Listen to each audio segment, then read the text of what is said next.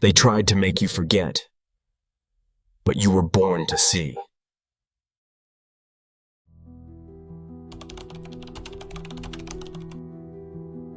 They didn't use force. They used forgetting.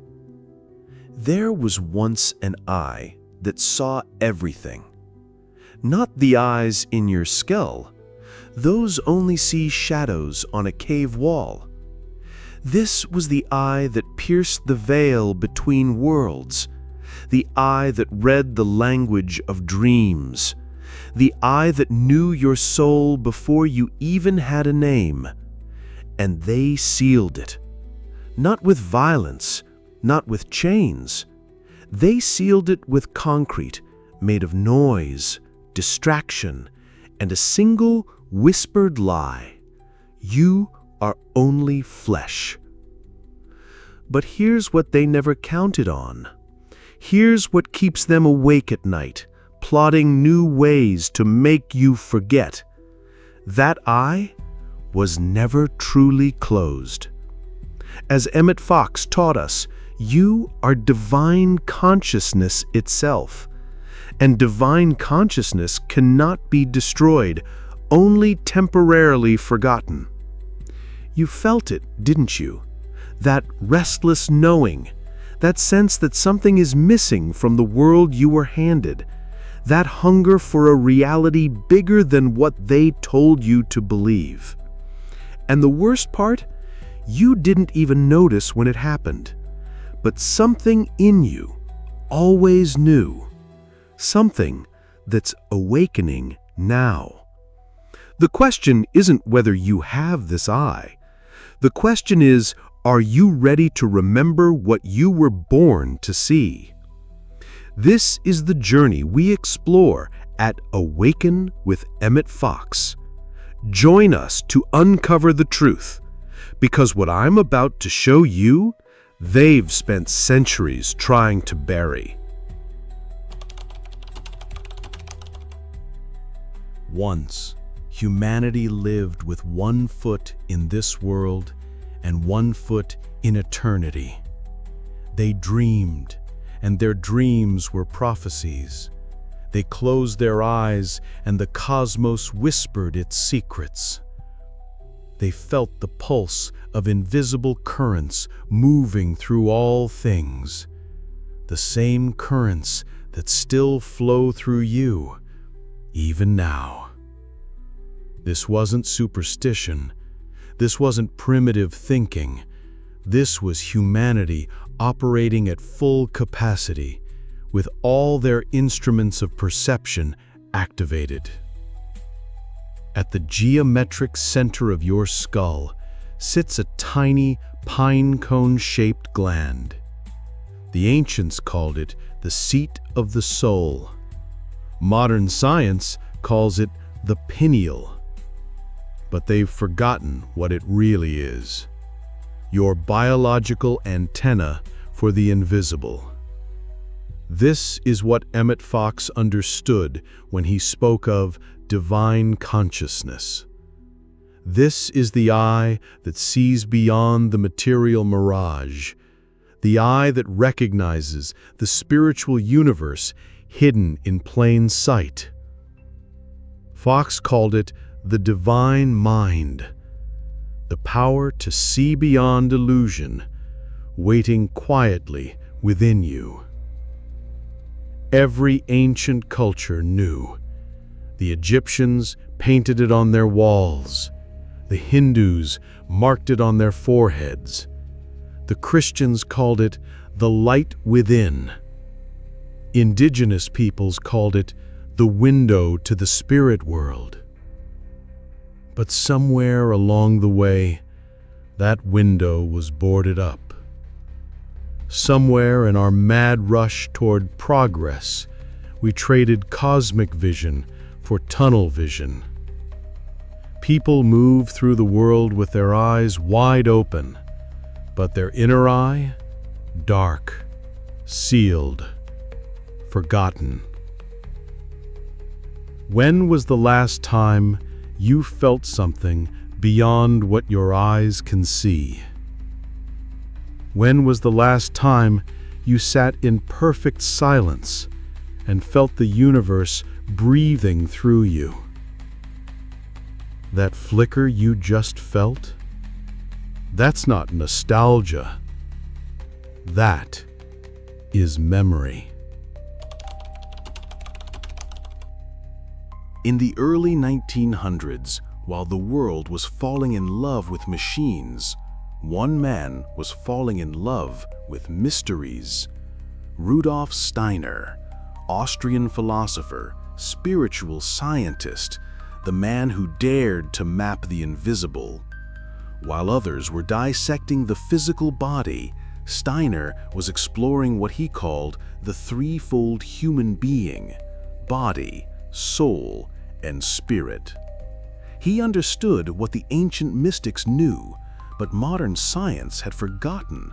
You are not just flesh animated by electrical impulses.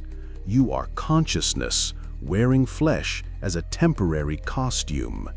And Steiner saw something that chilled him to the bone. He saw humanity approaching a crossroads, a great bifurcation. On one path, the complete mechanization of human consciousness, people becoming biological machines, operating from programmed responses, seeing only the material surface of reality. On the other path, the awakening of what he called spiritual perception, the reactivation of humanity's capacity to see beyond the veil. And he warned that certain forces, he called them Ahrimanic, were actively working to ensure humanity chose the first path, the path of spiritual blindness disguised as intellectual advancement. This is what Emmet Fox understood when he taught, "You are transformed by the renewing of your mind." Steiner saw that the battlefield for humanity's future wasn't in the physical realm, it was in consciousness itself. Steiner identified the pineal gland, your third eye, as the crucial organ for this spiritual perception. And he watched with growing concern as modern life began to calcify it, to shut it down, to make it dormant. And here's the question that haunted him until his death. What if this wasn't an accident? What if the closing of humanity's inner eye was intentional? What if the future of human consciousness was under attack? Steiner gave them a name: the Ahrimanic forces. Not demons with pitchforks, something far more sophisticated, far more dangerous. Ahriman is the force that trades your soul for a screen, your vision for distraction. It's the cult of logic without soul, the worship of the machine, the voice that whispers, "Only matter is real. Only what you can measure matters. Only what you can control has value." And they are brilliant. They don't fight consciousness directly. They drown it in distraction. They don't destroy the spiritual, they make it seem irrelevant. They don't ban prayer, they make sure you're too busy to remember why you might want to pray. This is what Emmet Fox warned about when he taught the law of mentalism. What you think upon grows. That's why he urged us to choose our thoughts consciously. Because the Ahrimanic strategy is simple. Control what people think about, and you control what grows in their reality. They flooded your world with artificial light that disrupts your inner rhythm. They filled your food with chemicals that calcify your third eye. They created a constant stream of noise that makes silence almost unbearable. But here's the thing they never counted on. Here's the flaw in their perfect plan. Consciousness cannot be destroyed. It can only be forgotten. And what is forgotten can be remembered. As Fox taught us, You are divine consciousness. Not you have divine consciousness, you are it, which means every attempt to suppress it only makes the awakening more explosive. The war isn't physical, it's not political, it's not even intellectual, it's spiritual. And the battlefield is your mind. Everything that distracts serves the sleeping. So the question is, what are you choosing to see? You were born remembering. Every child arrives with their inner eye wide open. Watch a baby sometime. They stare at empty corners where adults see nothing and smile at invisible friends. But then, the programming begins. Not through force, through 1,000 tiny amnesias. Pay attention to what's important, they say. And slowly, important becomes only what can be measured, tested, graded. The mysteries that once made your soul sing are now called distractions. The education system becomes the first layer of forgetting. Not because teachers are evil, but because the system itself has forgotten what human beings actually are. Then comes the age of infinite distraction. Social media fragments attention into microseconds. The news keeps you in constant anxiety about things you cannot control. Entertainment numbs rather than awakens. You look at a screen, but the screen looks back, training your consciousness to expect instant gratification, constant stimulation, external validation. Then comes the final layer, a lifestyle that makes silence unbearable. Artificial lights disrupt your natural rhythms. Processed foods cloud your clarity. Schedules leave no space for reflection. When was the last time you sat in complete silence for more than 5 minutes? No music, no notifications, no goals, just you and the space inside your own mind. But here's what Emmet Fox understood that the programmers didn't. The kingdom of heaven is within you. Not was, is, right now. The forgetting was engineered, yes, but forgetting is not permanent. It's just a veil of noise over an indestructible truth. Your consciousness is sovereign. Fox taught this. Steiner confirmed it. And the fact that they work so hard to make you forget it only proves how dangerous your remembering really is. So let me ask you, when was the last time you heard the silence within you? Steiner didn't just diagnose the problem, he provided the cure. Not through complex rituals, not through expensive courses, but through the conscious cultivation of what you already are. First, understand this. You are not trying to activate your pineal gland. You are aligning yourself with the consciousness it was designed to receive. Fox called this the renewing of your mind. Steiner identified 4 pathways to restore your inner vision. First, purity of thought. Not thinking positive thoughts, thinking conscious thoughts. This is Fox's law of substitution in action. When the thought, "I'm not enough," arises, and it will, don't fight it. Observe it. Let it pass like a cloud across a vast sky. Then consciously substitute, "Show me my true nature." Second, moral courage. Not about following rules. It's about having the strength to live from your authentic center, even when the world begs you to conform. Third, devotion to truth. Not the truth that makes you feel safe, but the truth that sets you free. It means being willing to see through the illusions you were taught to call reality. Fourth, sacred silence. This is where the real work happens.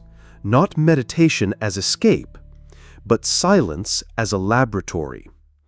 As Fox taught, "Be still and know that I am God." In stillness, you rediscover the divine consciousness you already are. Let's practice this now, not as theory, as direct experience. If you're in a place where you can close your eyes, do so now. If not, simply soften your gaze and let your attention turn inward. Take 3 conscious breaths, not automatic breathing, chosen breathing. Let each exhale release the noise of your day. Now, instead of trying to feel something, just notice the space inside your head, the space behind your eyes, that quiet room of consciousness where you, the observer, naturally dwell. Don't try to see anything. Don't strain. Simply rest in this inner space, as if you're sitting beside a still pond at dawn, watching for the first light. Silently say, "I am divine light," and feel that truth radiate gently from within. In this stillness, you're not doing a spiritual practice. You are the spiritual reality that practices exist to reveal. As Fox taught, you are transformed by the renewing of your mind. This silence is your laboratory of renewal. Take one more conscious breath and slowly return to this moment. What you just experienced was not emptiness. It was pure potential, the same creative consciousness that spins galaxies and grows flowers was present in that silence, waiting for your conscious partnership. This is your daily practice. Return to the silence, not to escape your life, but to remember what your life actually is. Consciousness, exploring itself through the instrument of your awareness. This is how you reopen the eye they tried to close. Not through force, but through remembering. Not through struggle, but through alignment. As Fox promised, the kingdom of heaven is within you, and kingdoms aren't visited, they're inhabited. Here's what keeps the forces of forgetting awake at night.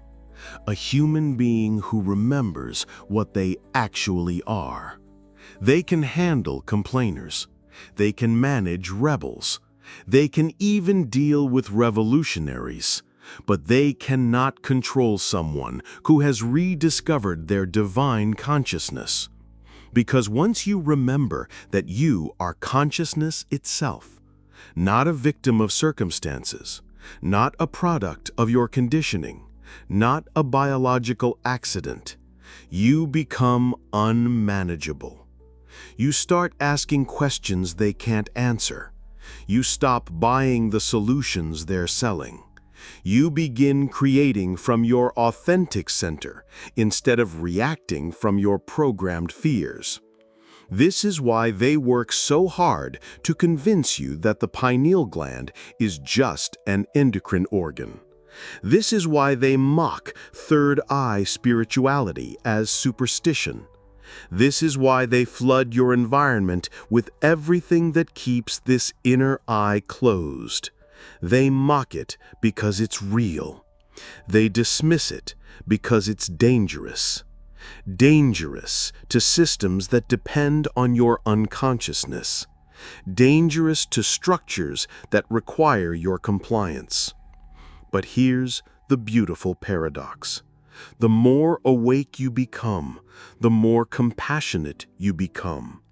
The more sovereign you become, the more connected you feel to everything. The more powerful you realize you are, the more responsibility you take for the reality you're creating. This is the presence we explore deeply in our free guide, The Kingdom Within. Because Fox's teachings weren't just about personal transformation. They were about conscious beings creating a conscious world. As Fox said, you are divine consciousness. Not you will be when you're more spiritual. Not you could be if you meditate enough. You are, right now, in this moment. And when you truly know this, not as a belief, but as lived reality, nothing can put you back to sleep. What happens when you become the one they fear? So here we are, at Steiner's crossroads, at the moment of the great choosing. On one side, life as an unconscious consumer, biological automation disguised as living, the comfort of never having to question, never having to grow, never having to remember the inconvenient truth of what you actually are.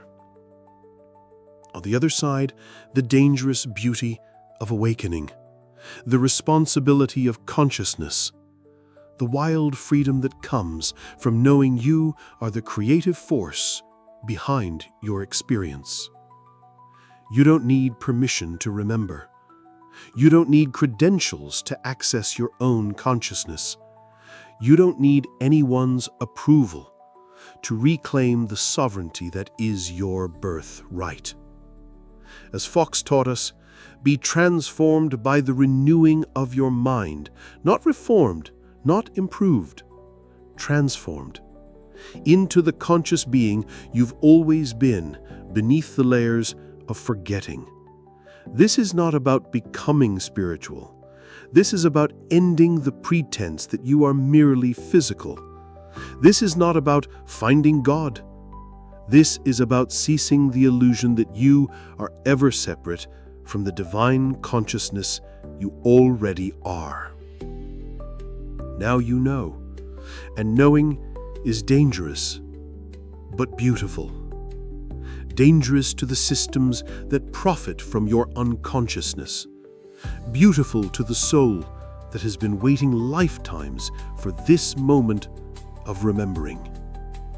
If this message resonates, it's not because I'm telling you something new. It's because your inner eye recognizes what it has always known. You are the seed they tried to bury, but seeds don't die in darkness. They grow. What will you create now?